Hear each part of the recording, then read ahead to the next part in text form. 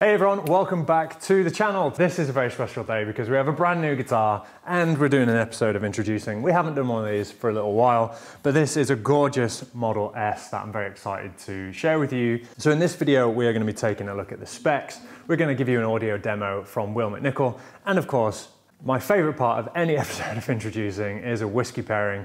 We're going to do that at the end, so make sure you stick around. So this is a really cute, really elegant, really simple little guitar. I call this guitar Regia. It is made from some fantastic English walnut, Jugeland's Regia, hence the name. We have, so we've got some German spruce for the soundboard, the English walnut, beautiful straight grain. Look at that, very, very rich color. Absolutely love English walnut. Very hard to find straight grain quarter sawn English walnut these days. We have some English cherry for the neck and some Fenland black oak for the headstock, for the fingerboard, for the bridge, the bindings, and the back of the headstock there as well. And a really gorgeous green purfling accent all the way around as well to pick up some of the greens in the cherry and the walnut. And then just to finish it off, some of our copper that we love to use just on the inside of the sound hole. So only the player is really going to see that, but it's untreated, so it's naturally going to patinate over the years and take on a really lovely character. So this guitar was built for a customer who actually really loved a guitar that we built a few years ago called Merrill. It's very similar specs. He actually called to inquire about buying the guitar Merrill when we had it available, so he narrowly missed out. And so we wanted to build him something that was reminiscent of the guitar Merrill. We also wanted to build a guitar sourced from as locally as possible. So all of the timbers on here are English, with the exception of the soundboard, which is about as close as we could get, which is some German spruce. Unfortunately, I've never been able to source soundboards of a quality that I think is suitable for acoustic guitar making in the UK.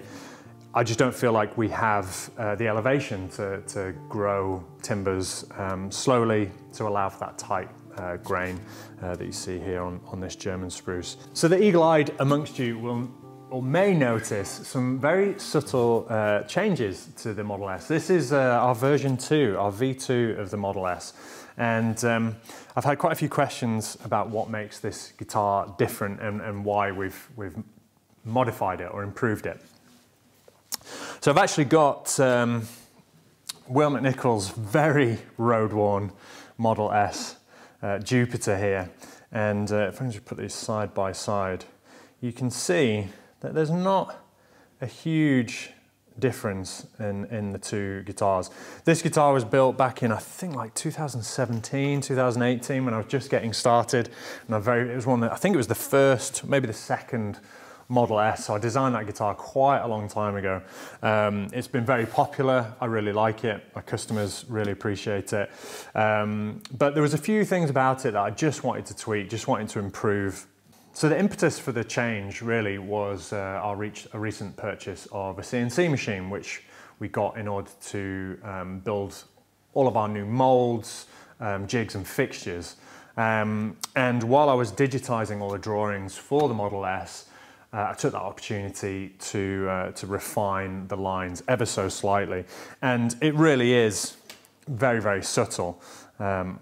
You'll notice predominantly, predominantly in the waist of the lower bout. This line here is slightly more of a recurve. We've just lengthened the body ever so slightly. It just has more of a look that kind of gravity is acting on the instrument. It's kind of sinking and relaxing down into the lower bout. Those lines are just slightly more fluid, and it is very, very subtle. You wouldn't probably notice unless I told you. But yeah, just lengthening the body ever so slightly just gives us a little bit more room in the lower bout as well, just to kind of help boost that bass response. But like I say, it is really, really very subtle. But this is our Model S V2. If you're wondering why I'm looking down here, this isn't a sort of hostage situation. I just have a monitor down here just to make sure that you can see what it is that I'm talking about. So you'll notice that we've gone for a slightly unorthodox finishing configuration on this guitar. We have a really lovely deep high gloss polyurethane for the soundboard and the headstock. But for the back and sides, we wanted a finish that would really enhance the tactile textures of the grain of these particular timbers. Walnut, cherry, black oak, they all have a really lovely open-grained pore structure, especially the black oak. And I've actually gone so far as to what we call rake out the grain on the black oak, to kind of pull the pith out of the pores to really, really accentuate them. And you just get this beautiful tactile, textural feel, which the customer was really keen to use on this guitar. We did want to go with something a little bit more protective for the soundboard, hence the polyurethane, but we've laid this on really thin. It's about 3/1000 of an inch thick, which is about the thickness of a human hair, so very, very thin. And because it's so thin, it has sunken into the grain.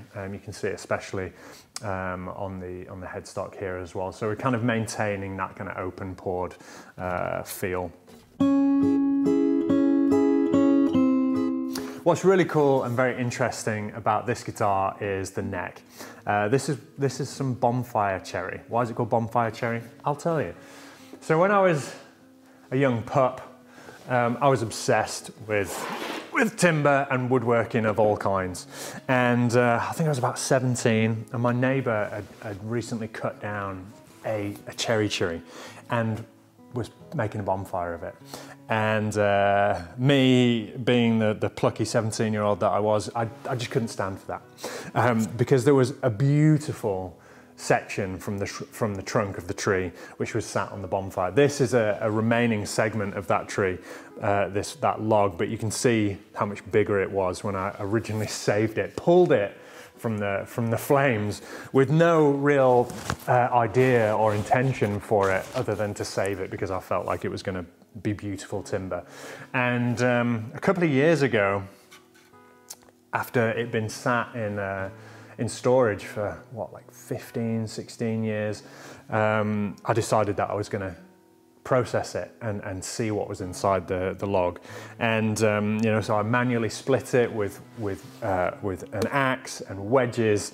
It took a long time, it was a lot of hard work, but I was able to produce some beautiful neck material from the sections. And you'll see on photographs of this guitar just how lovely the medullary figure is on this cherry. We've got some amazing colours, some greens, some peaches, some greys, even the suggestion of purple in there as well. So it was really worth going to the trouble of saving that log and holding on to it and eventually processing it all those years later to turn into guitar necks. I had no idea at the time what that wood was eventually going to turn into, but here it is in guitar necks. And yeah, I think it's a very fitting use of that beautiful material. So as always, we send our guitars off to Wilmot Nicol to put them through their paces, and he's done an excellent job with this guitar. I think he had a lot of fun with it in his new studio.